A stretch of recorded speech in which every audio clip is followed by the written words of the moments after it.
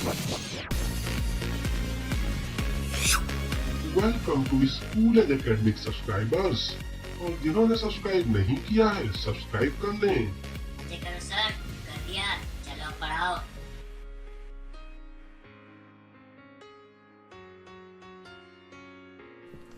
सुप्रभात, good morning. चलो चलो सब लोग बस में बैठो, पालमपुर की ना ताजी ताजी हवा लेते हैं चल के। पिकनिक इन पालमपुर। तो यार इको में पहला चैप्टर है स्टोरी ऑफ विलेज पालमपुर।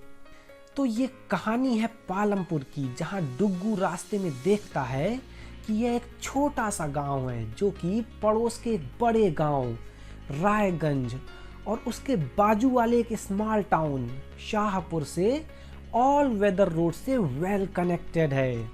और रोड पे ना काफ़ी ट्रांसपोर्ट जैसे कि बुलक कार्ट, टांगास, गुड़न अनाज से भरी हुई बोगीज, ट्रैक्टर्स, जीप्स और ट्रक्स भी दिखाई दे रहे हैं। अब गांव पहुंचकर डुग्गू एंड कुन्नू देखते हैं कि गांव में अराउंड 450 यानी कि 450 फैमिलीज रहती हैं और वो भी डिफरेंट कास्ट की। उनमें से ना 80 फैमिलीज अपर कास्ट की हैं जिन्होंने ना गांव की मैक्सिमम लैंड पे अपना तंबू गाड़ रखा है। और इसके अपोजिट गांव के एक कोने में एससी बोले तो दलित वगैरह रहते हैं जिनकी पॉपुलेशन गांव की पॉपुलेशन की 1/3 है। और इनके घर भी छोटे छोटे और मड एंड स्ट्रॉ से बने हुए हैं। खैर इलेक्ट्रिसिटी कनेक्शन तो यहाँ हर एक घर में है और खेतों में ट्यूबवेल एंड स्मॉल बिजनेस के लिए पावर भी इलेक्ट्रिसिटी से ही मिलती है। इस गांव में 2 primary school, 1 high school, 1 primary health centre सरकारी और 1 प्राइवेट डिस्पेंसरी भी है। तो यारों ये गांव काफ़ी ठीक ठाक सुविधाओं वाला लग रहा है। तो चलो यार अब बात यहाँ के लोगों की करते हैं। तो दोस्तों पालमपुर गांव में जो लोग हैं वो कई तरह की प्रोडक्शन एक्टिविटी करते हैं जिसमें से मैक्सिमम लोग फार्मिंग करते हैं।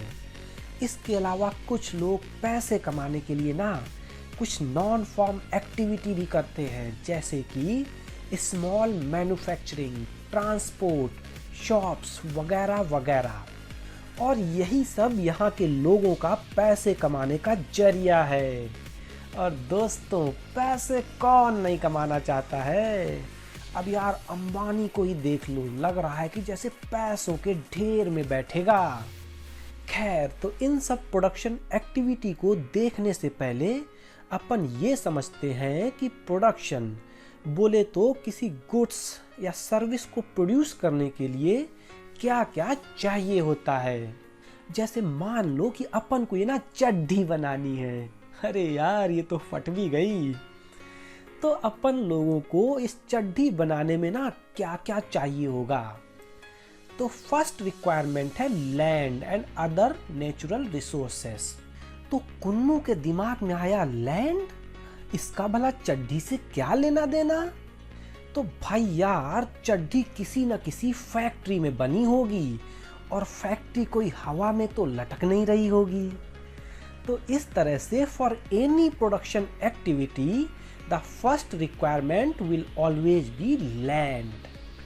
सेकेंड रिक्वायरमेंट है लेबर, यानी कि वो लोग जो चड्ढी बनाएंगे। या कहीं तुम लोगों को ऐसा तो नहीं लग रहा कि चड्ढी अपने आप ही बन के चली आएगी। तो ये वो लोग हैं जो मशीन्स को ऑपरेट करेंगे, पैकिंग करेंगे, चड्ढी सिलेंगे, लोडिंग करेंगे, अनलोडिंग करेंगे। ठीक है ना। तो बच्चा लोग थर्ड रिक्वायरमेंट है फिजिकल कैपिटल। अब प्रोडक्शन के दौरान जो डिफरेंट इनपुट रिक्वायर्ड होते हैं that is called physical capital. और ये फिजिकल कैपिटल 2 टाइप्स की होती हैं। फर्स्ट फिक्स्ड कैपिटल, तो tools, plant and machineries, buildings which can be used in production for many years are called fixed capital. तो यार फिक्स्ड कैपिटल ऐसी capital है जिसको ना अपन सालों साल प्रोडक्शन में यूज करें। अब ऐसा तो होगा नहीं कि एक चड्डी बनाने के बाद ना अपन दूसरी मशीन लेके खड़े हैं दूसरी चड्डी बनाने के लिए, या ऐसा भी नहीं होगा कि फैक्ट्री एक चड्डी बनाने के बाद ना दिल्ली से कानपुर शिफ्ट कर देंगे, है ना? क्यों कुन्नू?